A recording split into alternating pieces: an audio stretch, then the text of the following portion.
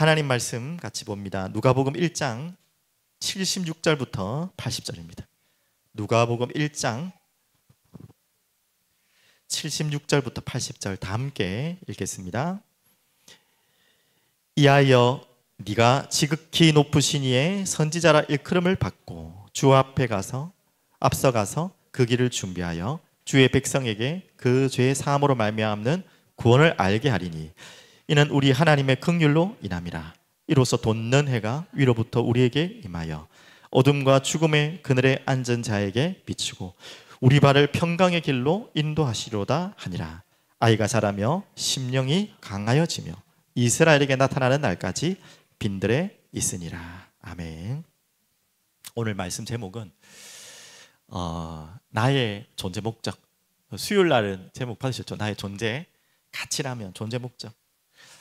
연결해서 이야기하면 나의 존재 가치를 알아야지 존재 목적을 알 수 있죠.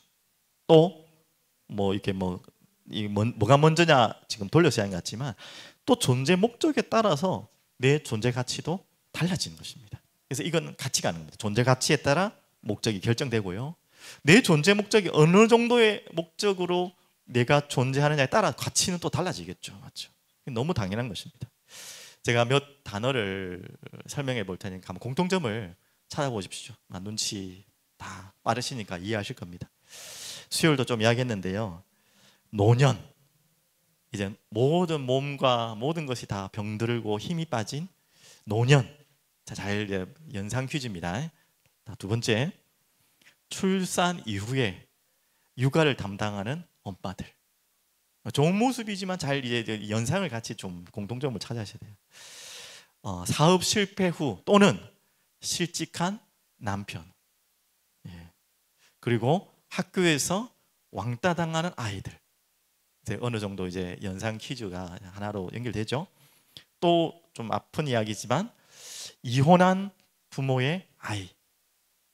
그리고 마지막 군대 가 있는데 고문관 잘 모르시죠? 좀 완전 이렇게 적응 못하는 아이 있잖아요. 완전히 막 그냥 꼴통 군대 이렇게 생각하시면 되는데, 자, 지금 제가 설명하는 전체 내용의 공통점이 뭐겠습니까? 존재 가치에 대해서 가장 지금 밑바닥일 때입니다. 나의 존재 가치가 가장 바닥으로 갈 때, 노년, 그 수요일 날 얘기했지 않습니까? 몸도 아프고 나이도 들고 내가 왜 살아야 되는지 살아야 될 이유를 모르는, 죽음만을 기다리는, 출산 후에 육아 엄마 제일 기쁠 때잖아요. 제일 행복할 때잖아요. 그런데 이제 여자분들이 이제 그때가 제일 힘들잖아요. 이때 이제 모든 게 이제 무너지는 시간이죠. 막 살도 찌고 여러 가지들이 이제는 막 일하시는 분들, 특히 막 사회생활 하는 분들이, 그런 분들이 올 때는 그렇죠. 뭐 그 이후에는 더 설명 안 해도 뭐 제가 다 알겠죠, 맞죠? 그리고 또 한 가지 말씀드리면, 사랑받지 못하는 아내, 여자, 같은 이야기입니다. 조금 더 크게. 또 인정받지 못하는 남자, 남편. 이게 지금 공통적으로 말하는 게 뭐냐면 가장 존재 가치가 떨어져 있을 때 상태가 이럴 것입니다. 성경에도 나오는데요. 남자들에게는 어떤 존재 가치가 가장 이게 뭐라 해야 되나요? 존엄 가치가 자신들이 이렇게 힘을 얻냐면 인정받을 때. 어쩔 수가 없어요. 그 성경적인 겁니다. 여자분들은 그 인정받는 욕구도 있지만 특히 사랑받을 때 가장 자기 존재 가치가 빛나죠. 이것이 안 되질 때 가장 무너지는, 존재 가치가 떨어지는 그런 상황입니다. 그래서 이때가 참 중요하고, 이런 부분들도 우리가 참고해야겠죠. 이 이야기를 생각하는데 한 만화가 하나 생각나더라고요. 아주 오래된 만화입니다. 여러분 보셨는지 모르겠지만 토이스토리라고. 특히 1탄 참 명작입니다. 이건 아이들하고 한번 다시 볼 수 있으면 찾아서 보셔도 될 것 같고, 이걸 보고 아이들하고 깊이 이야기해도 충분히 많은 대화 내용이 나올 수 있어요. 그 가운데 이 존재 가치에 대한 내용입니다. 대충 이야기를 좀 아시는지 모르겠지만 저는 그냥 이제 짧은 요약만 봤는데 그것만 봐도 충분히 이 해설이 다 되더라고요. 그 지금 주인공이 누구냐면 우디라는 보안관, 이런 뭐 하도 뭐 광고에도 많이 나오니까 보안관 있잖아요. 그 장난감이 주인공인데요. 거기에 이제 어떻게 보면 장난감계에 뭐라 해야 되나요? 제일 인기 많은 인싸입니다. 그리고 그 장난감의 주인은 앤디라는 아이인데요. 이 아이는 아주 착해요. 장난감을 너무 소중히 여기고 사랑하는 아이가 있어요. 근데 이제 우디가 그 앤디의 딱 제일 첫 번째 첫순이었어요. 항상 들고 다니는 장난감인데 그 아이의 생일날이 왔는데 새로운 선물들이 들어오는데요. 지금 장난감들이 긴장을 한 거예요. 잘 아시죠? 자, 이 아주 새로운 장난감이 들어오면 어떻게 되죠? 우리 아이들 다 기억나죠? 새 장난감 오면 옛날 장난감 어디로 들어갑니까? 장난감 바구니 안으로 들어가 버리죠. 어느 날 찾지도 않잖아, 아이들이. 새 것 찬다고. 이제 다 긴장한 거예요, 지금 장난감들이. 이 새로운 장난감이 들어오는 순간에 우리의 가치는 다 떨어져 버리니까. 근데 누가 들어오냐? 버즈라는 우주 비행사 모습을 한 아주 좋은 신품이 딱 들어옵니다. 신품이 딱 들어오는데 당연히 이 앤디라는 친구는 이 버즈한테 관심이 다 가졌어요. 원래 우디라는 보안관이 침대 옆에 항상 같이 있었는데 이제 어디론가 쑥 사라져 버리고 앤디가 이제는 우주 비행사 버즈를 딱 침대가 가장 좋은 장난감 1순위 아닙니까? 그게 딱 같이 자는 된 거예요. 이제 거기에 대한 많은 이제 비하감, 뭔가 뭐 밀려나간 같은 이런 건데요. 그러면서 막 자기들끼리 막 티격태격 싸우고 이런 내용이에요. 그러다가 중요한 사건이 생깁니다. 근데 웃긴 거는요, 다 자기가 장난감인 줄 아는데 한 놈만 자기가 장난감인 줄 몰라요. 그게 버즈라는 놈이 우주 비행사. 자기는 진짜 우주 비행사인 줄 알고 있어요. 자기가 장난감이라고 상상을 안 하고 있어요. 이 친구들은 다 아는데 자기 혼자 자기는 진짜 우주 비행사라는, 잘못된 별에 착륙했다 생각하는 거예요. 그러면서 막 지긋대게 하다가 어느 날 이 버즈가, 우주 비행사가 자신의 정체를 알게 됩니다. 어떻게 알게 되냐면 어쩌다가 많은 사연이 있는데 TV 광고를 보는데 광고에 자기가 나오는 거예요. 장난감 광고에. 자기가 나오는데 자기가 저 우주 비행사가 아니라 우주 비행사 장난감이었구나. 그때부터 이 버즈가 어떤 마음이 드냐, 자존감이 완전히 자신의 존재 가치가 바닥이 돼가지고 자기는 진짜 우주 비행사인 줄 알았는데 하물며 하찮은 장난감이었냐. 그러면서 모든 걸 포기해요. 그러면서 아무것도 안 하려고 해요. 완전 우울증, 장난감 우울증 걸려가지고 인생을 포기해버렸어요. 그러니까 이제 우디가 옆에서 이제는 틱택 하다가 안 되겠다 싶어가지고 막 힘을 주는 거예요. 그러면서 무슨 메시지를 하냐, 좀 재미난 메시지죠. 야, 너와 나 장난감이야. 봐, 앤디라는 좋은 우리의 주인이 있잖아. 우리는 저 앤디라는 그 정말 좋은 그 뭐 이제 좀 가정이 있는데요. 시드라는 옆집에 아주 악한 놈이 있어요. 이거 막 장난감 목 다 불러버리고 막 그런 애가 있어요. 팔도 다 불러버리고 장난감 불태워버리고 뭐 이런 애. 옆집에 있는데 이 앤디는 안 그렇거든요. 너무 그래도 소중하게 여기는 이 착한 친구거든. 야, 이 앤디가 우리를 얼만큼 사랑하고 좋아하는데, 아유, 그게 얼마나 가치 있는 일인데, 거기에 이 버즈가 다시 자기의 정체성을 깨닫고, 그래, 나는 장난감으로 살아야겠다. 앤디의 사랑스러운 장난감으로 살아야겠다 해가지고 힘을 얻는 내용입니다. 참 그냥 아이들 이야기지만 엄청 많은 메시지가 담겨있죠, 맞죠?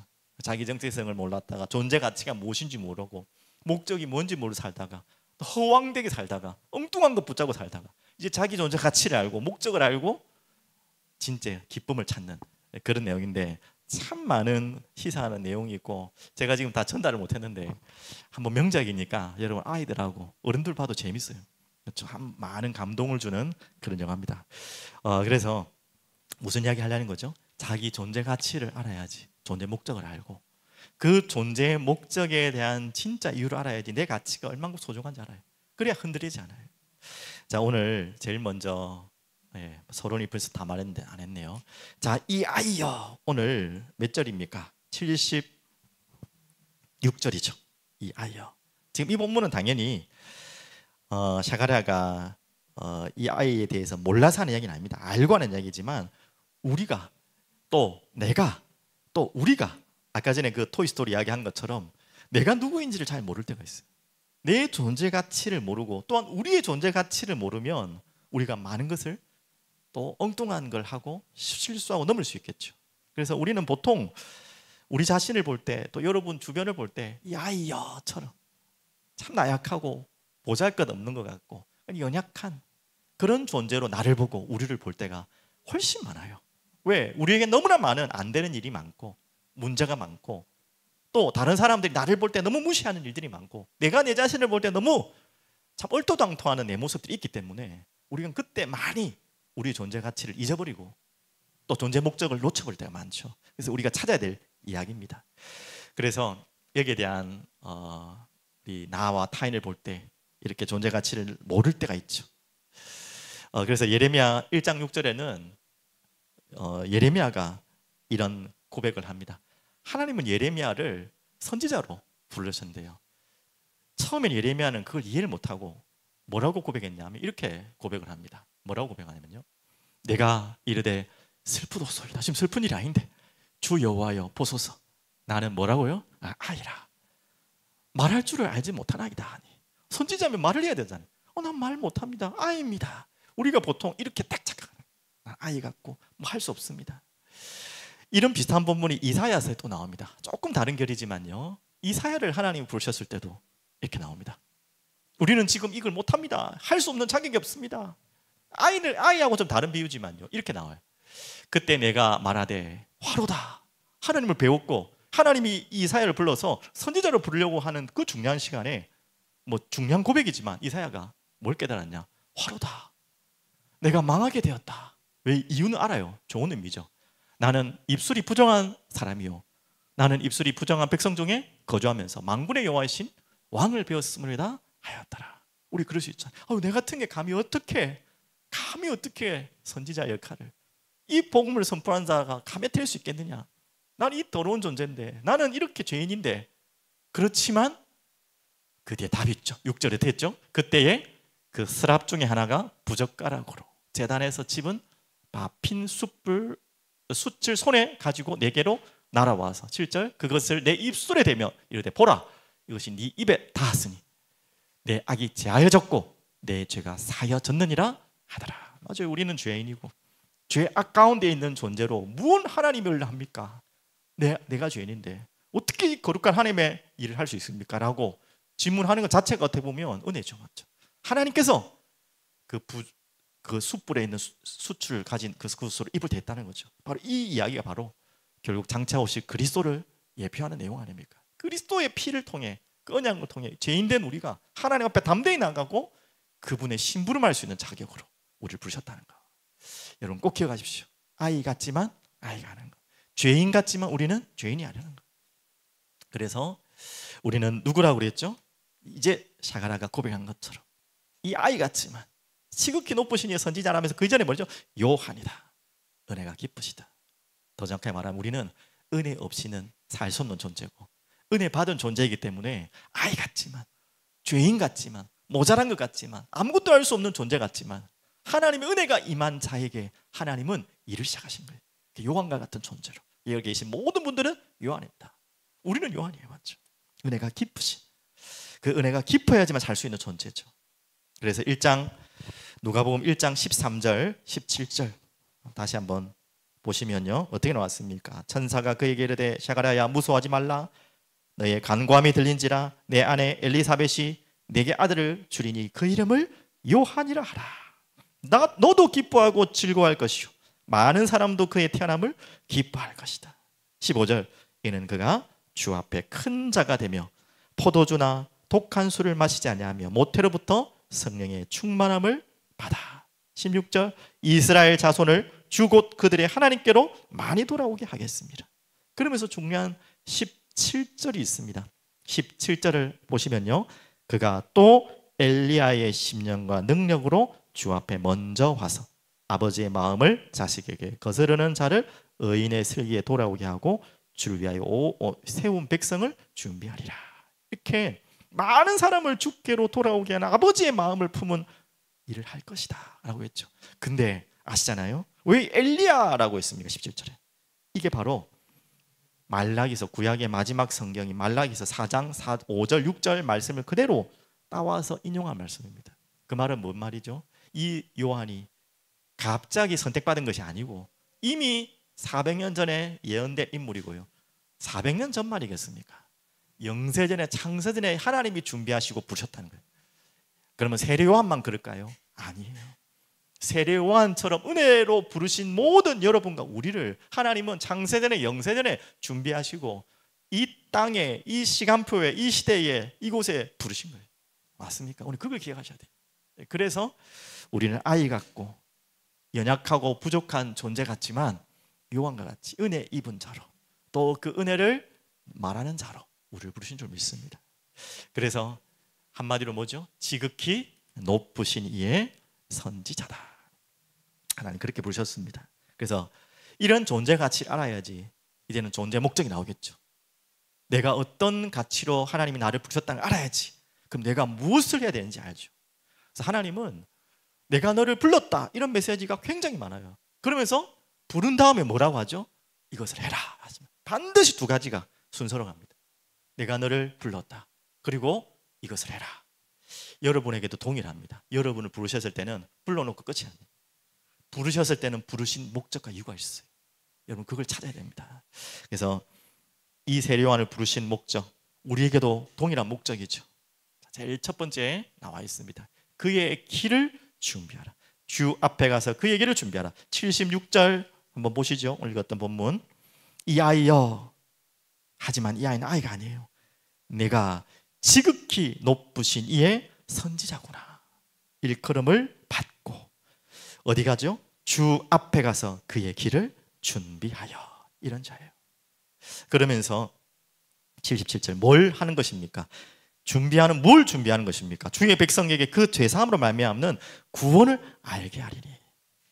그리고 78절 이는 우리 하나님의 긍휼로 인함이라. 이로써 돈너네가 위로부터 우리에게 임하여 어둠과 죽음의 그늘에 앉은 자에게 비치고 우리 발을 평강의 길로 인도하시리로다 하니라.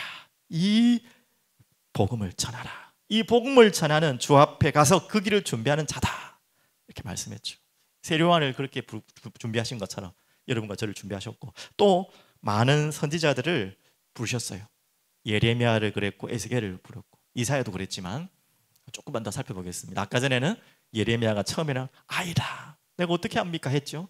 거기에 대해서 하나님이 하신 말씀을 먼저 보겠습니다. 예레미야 1장 7절 보시면 그때 하나님께서 여호와께서 내게 이르시되 너는 아이라 말하지 말고 맞죠? 내가 너를 누구에게 보내든지 너는 가며 내가 네게 무엇을 명령하든지 너는 말할지니라. 바로 예레미야를 그렇게 부르셔서 이걸 하기 위해서 부르신 거예요. 아이 같은 진짜 아이 같은 예레미야를 부르셨는데 너는 아이가 아니다. 너 이거 할 사람이야. 그러면서 8절 너는 그들 때문에 두려워하지 말라. 왜 우리는 자꾸 핑계를 대고 아이라 그러고 나약하다 합니까? 저기 있거든요. 두려워할 것들이 많거든요. 내가 할 수 없다고 생각하거든요. 내가 너와 함께 하겠다. 너를 구원하리라. 나 여호와의 말이니라 하시고. 맞죠? 그러면서 9절 보겠습니다. 다 같이 볼까요? 여호와께서 그의 손을 내밀어 내 입에 대시며 여호와께서 내게 이르시되 보라 내가 내 말을 너의 입에 두었노라. 누가 누구에게 말을 주었다고요? 내가 여호와께서 내 말을 어디에 뒀다고요? 내 입에 두었다. 그래서 하나님이 부르셔서 하나님이 우리에게 하실 일이 저렇게 소중합니다. 얼만큼 소중한 일이길래 하나님이 그 말씀하실 그 말씀을 우리에다가 입에다가 담으셔서 전달할 만큼 하나님은 반드시 그렇게 일을 하세요. 또. 자, 그리고 에스겔 말씀을 좀 볼까요? 에스겔을 부르실 때도 이렇게 했습니다. 10절 볼까요? 또 내게 이르시되 인자야. 이 에스겔을 부른 것입니다. 내가 네게 이를 모든 말을 먼저 뭐 해줘? 너는 마음으로 받으며 귀로 듣고 반드시 여러분과 제가 해야 될 일 주의 길을 준비하며 하나님 말씀을 전하기 이전에 먼저 할 게 뭐죠? 그 모든 말을 마음에 받고 귀로 들어야 되겠죠. 그러면서 11절 좀 안타까운 이야기지만 꼭 들으셔야 될 일이 있어요. 11절 사로잡힌 내 민족들에게 가야겠죠. 그리고 그들이 참 이게 전 먹먹하더라고요. 듣든지까지는 좋았는데 아니 듣든지 그들에게 고하여 이르기를 주와 여호와의 말씀이 이러하시다 하라. 우리가 잘 못하는 게 있죠. 안 들으니까 막 아니 들을 거예요. 안 들을 건데 나는. 근데 하나님은 뭐라고 말씀하셨죠? 아니 듣든지 아니 듣든지. 특히 에스겔에는요 이 앞 전후를 잘 읽어보시면 안 들어요. 이 에스겔의 말을. 하나님 너무 속이 타고 답답해서 하면 에스겔의 입을 닫아버리기도 합니다. 잠시지만. 그게 가장 큰 저주죠. 하나님이 하시고자 한 말씀을 닫아버려요. 선지자를 통해. 듣든지 아니 듣든지 그들에게 고하라. 이게 바로 하나님 우리를 부르셔서 그의 길을 준비하는 자들에게 하는 이야기입니다. 오늘 이 답을 꼭 가지고 나가시길 바랍니다. 그러면서 자 여기까지는 조금 더 말씀드리면 세례요한이 마지막 선지자날 예수님 오시기 전에 자 이 모든 것은 지금 예수 그리스도가 오실 그 길을 준비하는 거예요. 그럼 우리는 지금 뭘 해야 될까요?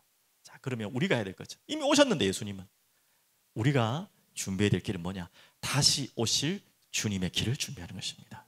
그래서 사도행 1장 11절 예수님이 부활하셔서 승천하실 때 말씀하셨잖아요. 뭘 그렇게 보냐? 그 네가 본 대로 그대로 올 것이다. 그 쳐다보고 있지 말고 너희들은 성령이 임하실 것이니까 땅 끝까지 권능을 받으면 증인되리라. 그러면서 계시록 22장 20절이죠. 우리가 항상 마음에 담아야 될 계시록의 마지막 말씀입니다. 마라나타, 주 예수여 어서 오시옵소서. 이걸 준비하는 것입니다. 주님이 빨리 이 땅에 다시 오시도록 준비하는, 그 길을 준비하는 자가 여러분과 저희가 할 일이죠. 그게 우리가 지금 하나님 맡기신 목적입니다. 나의 가치고 나의 목적이. 그러면서 하나님은 이 일을 어디에다가 누구에게 맡기셨죠? 마가 다락방의 교회의 성령이 강림하신 그 마가 다락방이 뭐의 시작입니까? 바로 교회의 시작입니다. 그 교회가 시작돼서 지금 오늘까지 이 교회가 이게까지 온 것입니다.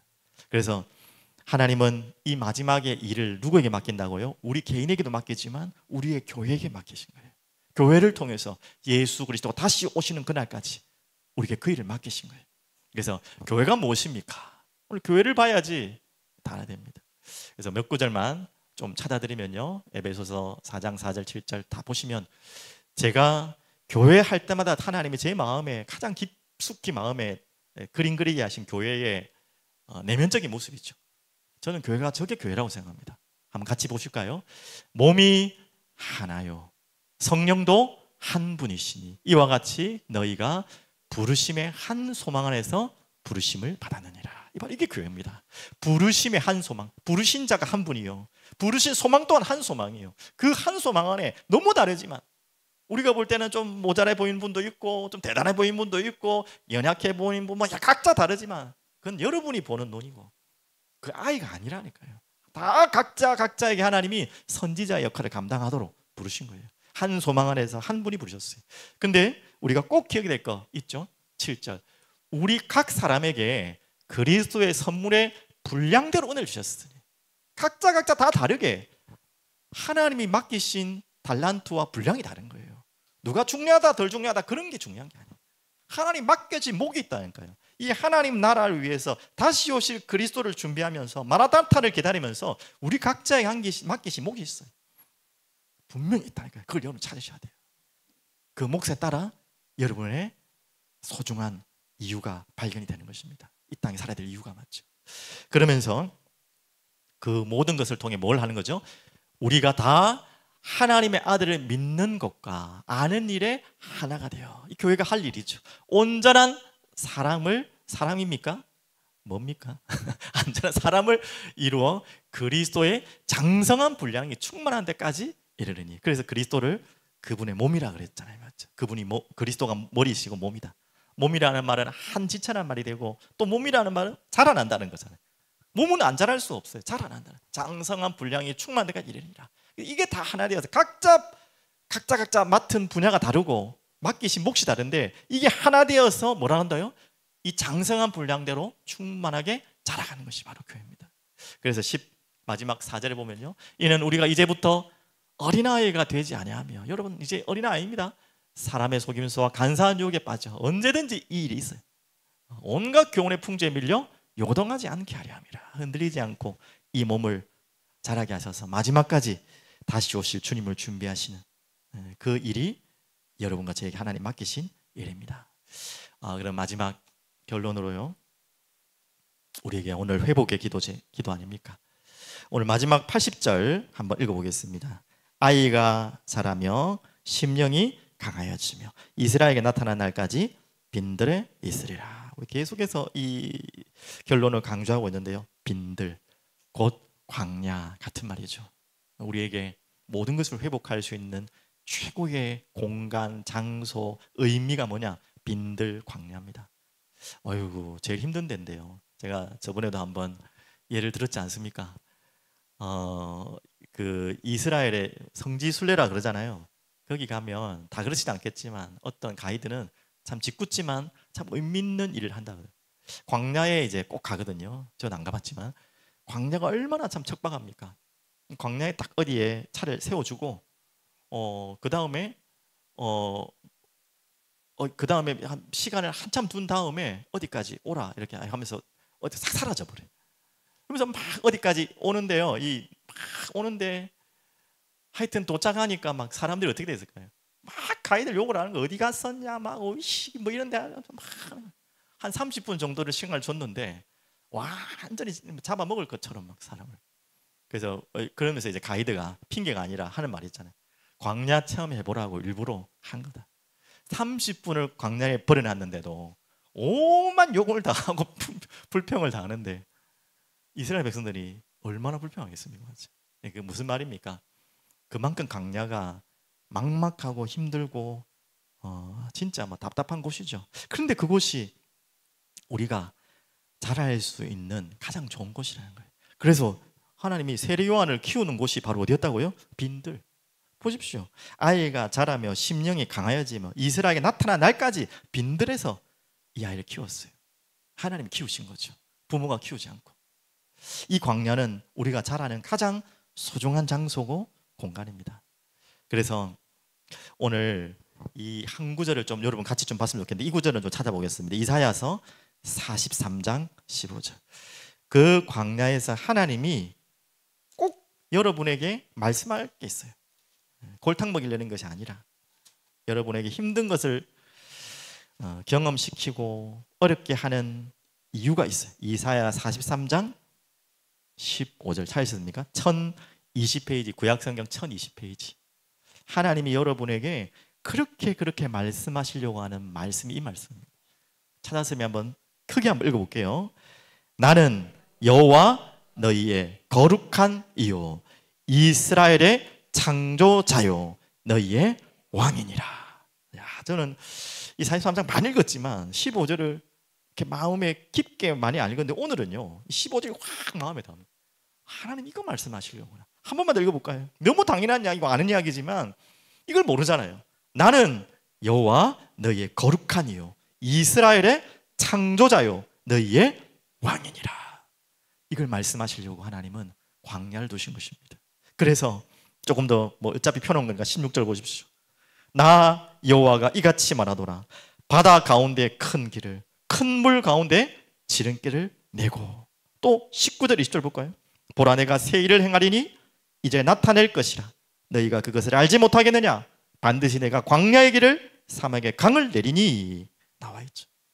이 이야기를 하면서 하나님이 무슨 말씀하신다고요? 15절. 나는 여호와 너희의 거룩한 이요 이스라엘의 창조자요 너희의 왕이니라. 이거 설명하려고. 바다에 왜 두십니까? 길도 없는 바다에, 길도 없는 그 물도 없는 광야에 왜 두십니까? 왜 그 물 많은 그 어두운 곳에 우리를 자꾸 몰아가십니까? 이거 설명하시려고. 나 여호와가 바로 거룩한 이요 이스라엘의 창조주요 너희의 왕이니라. 제발 좀 믿어라. 강이 왔냐 광야가 있냐, 내가 그게 길 하나 못 넣을 것 같냐? 바다에 아무것도 없는 망망대해에 길이 없는 그 바다에 길을 내가 못 넣을 것 같냐? 나는 창조주다. 지금 그 이야기 하는 거예요. 그러면서 뭐라고 했죠? 18절 이야기를 합니다. 너희는 이전 일을 기억하지 말며 옛날 일을 생각하지 마라. 계속 무너졌던 거, 찌질이 궁상 떨었던 그 무너졌던 인생들 계속해서 그거 기억하지 마라. 안 될 거다, 안 될 거다. 나는 할 수 없다. 내가 원래 이렇지. 내가 지금 또 내 인생 이렇지. 우리 날마다 그렇게 돌아가잖아요. 조금만 일이 안 되고, 조금만 조금만 광야에 가면, 조금만 뭐 바다에 멍멍하게 망망대해에 빠져 있으면 또 자신을요 막 그냥 나는 안 돼. 역시 나 내 인생을 이 모양이야. 매일 그 얘기 하잖아요. 그래서 하나님 말씀하신 겁니다. 나 여호와가 이같이 말하노라. 말씀. 이 백성은 내가 나를 위하여 지었나니 나를 찬송하게 하려 함이라. 그 다시 15절이에요. 나는 여호와 너희의 거룩한 이요 이스라엘의 창조주요 너희의 왕이니라. 맞죠? 그래서 이 광야는 하나님 이거 말씀하시려고 하는 곳입니다. 그래서 나의 지극히도 연약하고 작음을 알고 그분의 크고 크심을 아는 곳이 광야입니다. 그래서 그것이 끝이 아니에요. 그 크고 지극히 높으신 이가 지극히도 낮고 낮은 나에게 찾아오신 그 사건, 하나님 여러분에게 말씀하시려고 하는 거예요. 그래서 우리는 은혜로다 밖에는 고백할 수 없죠. 그분의 아들을 보내셨어. 지극히 높은 최고의 가치인 그 존귀하신 분이 지극히 낮고 낮은 나에게 찾아오기 위해서 자신의 모든 것을 버리고 이 땅에 오신 그 예수 그리스도. 그것을 왜 그럴까요? 여러분의 가치가 그만큼 소중하기 때문에 그런 것이죠. 오늘 여러분 이 사실을 절대 잊지 마시기 바랍니다. 지금 아까 불렀던 찬양을 다시 부르려고 합니다. 그냥 가사 여러분 잘 모르는 찬양인 것 같아서 따라 부르지도 잘 안 하시는 분이 많은데 어떤 가사냐면요, 제가 한번 읽어드리면요, 너무 귀한 가사라서 나의 사랑 너는 어여쁘고 참 귀하다. 하나님이 하신 말씀입니다. 어느 보석보다 귀하다. 네가 사랑스럽지 않을 때 너를 온전히 사랑하고 너와 함께 하려 내가 왔노라. 맞죠? 주의 사랑, 이 사랑은 결코 변치 않아. 모든 계절을 돌보시네. 푸른 마르고 꽃은 시드나 주의 말씀은 신실해. 실수가 없으신 주만 바라라. 이게 바로 이사야서에 나온 말씀을 잘 아름답게 써놓은 내용이죠. 오늘 여러분이 이 찬양으로 기도하고 난 이후에 주님 앞에 또 주님의 마음이 여러분 마음에 또 담겨지는 귀한 시간 되길 바랍니다. 기도합니다. 주님 감사합니다. 찬양합니다. 주님의 그 귀하신 은혜와 사랑이 우리에게 임하는 시간, 또 임한 그 하나님의 사랑을 고백하며 찬양하는 시간으로 우리를 이끌어 주시옵소서. 예수 그리스도 이름으로 기도드립니다. 아멘.